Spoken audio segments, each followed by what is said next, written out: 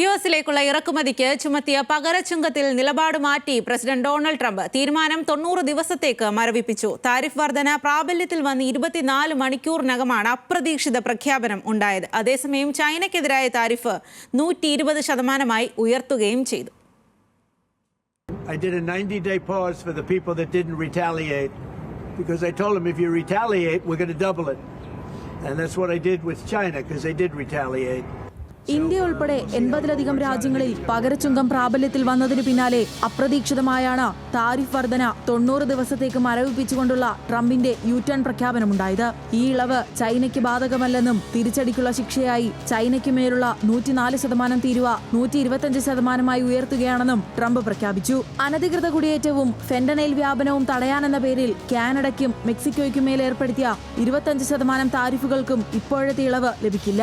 ആഗോളതലത്തിൽ പ്രഖ്യാപിച്ച 10% ലെവി തുടരുമെന്നും വൈറ്റ് ഹൌസ് അറിയിച്ചു. യുഎസ് ഉൽപ്പന്നങ്ങൾക്കുള്ള താരിഫ് 84% ഉയർത്തിയ ചൈന ട്രംപിന്റെ വ്യാപാര യുദ്ധത്തിൽ അവസാനം വരെ പോരാടുമെന്ന നിലപാടിലാണ്. ഇതിനു പിന്നാലെ യൂറോപ്യൻ യൂണിയനും തിരിച്ചടി ഭീഷണി ഉയർത്തുന്ന പശ്ചാത്തലത്തിലാണ് ട്രംപിന്റെ മരവിപ്പിക്കൽ പ്രഖ്യാപനം വന്നത്. അടുത്തയാഴ്ച യുഎസ് ഉൽപ്പന്നങ്ങൾക്ക് 25% തീരുവ ചുമത്തിക്കൊണ്ട് താരിഫുകളോട് പ്രതികരിക്കുമെന്ന് 27 രാജ്യങ്ങളുടെ കൂട്ടായ്മയായ യൂറോപ്യൻ യൂണിയൻ അറിയിച്ചിരുന്നു. അതേസമയം ചർച്ചകൾക്ക് സന്നദ്ധത അറിയിച്ച 75ഓളം രാജ്യങ്ങൾക്ക് സാവകാശം നൽകാനുള്ള ഉദ്ദേശത്തോടെയാണ് താരിഫ് മരവിപ്പിച്ചതെന്നാണ് ട്രഷറി സെക്രട്ടറി സ്കോട്ട് ബെസന്റ് പറയുന്നത്. വിപണി നഷ്ടമോ നിക്ഷേപ പ്രതികരണമോ ഈ തീരുമാനത്തെ സ്വാധീനിച്ചിട്ടില്ലെന്നും ബെസന്റ് വാദിച്ചു. Which tariffs went into effect 15 hours ago? The ones that we have lowered went into effect a week ago. They were announced a week ago, and we have just been overwhelmed by the response from mostly our allies who want to come and negotiate in good faith. അതേസമയം ആഗോള വിപണിയെ കുത്തനെയുള്ള തകർച്ചയിൽ നിന്നാണ് ട്രംപിന്റെ പ്രഖ്യാപനം കരകയറ്റിയത്. തീരുവ മരവിപ്പിച്ചതോടെ American ഓഹരി സൂചികകളിൽ വൻ കുതിപ്പുണ്ടായി. ഡൗ ജോൺസ് സൂചിക 8%, S&P 10% ഉയർന്നു. യുഎസ് ട്രഷറി ബോണ്ടുകളും ഡോളറും ദിവസങ്ങൾ നീണ്ട സമ്മർദ്ദത്തിനു ശേഷം വ്യാഴാഴ്ച സ്ഥിരത തിരിച്ചുപിടിച്ചു. International desk news Malayalam.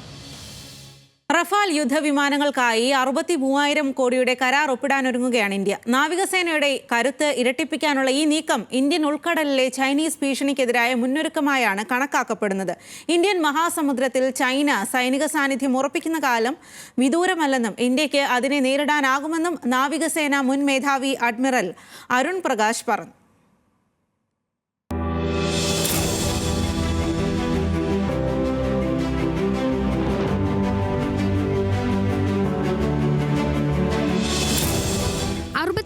കോടിയുടെ കരാർ പ്രകാരം 26 മറൈൻ റഫാൽ യുദ്ധവിമാനങ്ങളാണ് നാവികസേനയ്ക്കായി ഇന്ത്യ വാങ്ങുക.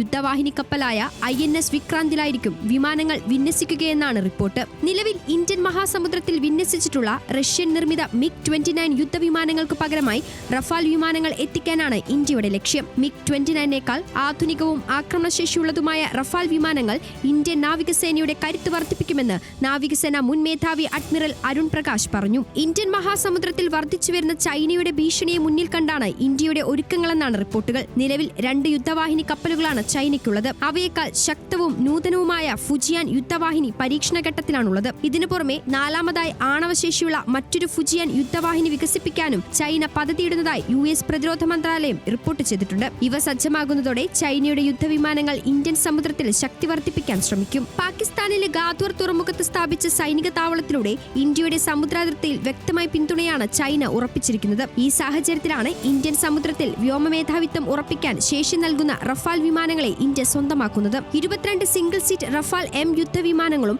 4 ഇരട്ട സീറ്റ് റഫാൽ B ട്രെയിനർ വിമാനങ്ങളുമാണ് കരാർ പ്രകാരം ഇന്ത്യക്ക് ഫ്രാൻസ് നൽകുക. നേരത്തെ വ്യോമസേനയ്ക്കായി 36 റഫാൽ വിമാനങ്ങൾ ഇന്ത്യ വാങ്ങിയിരുന്നു. National desk news Malayalam.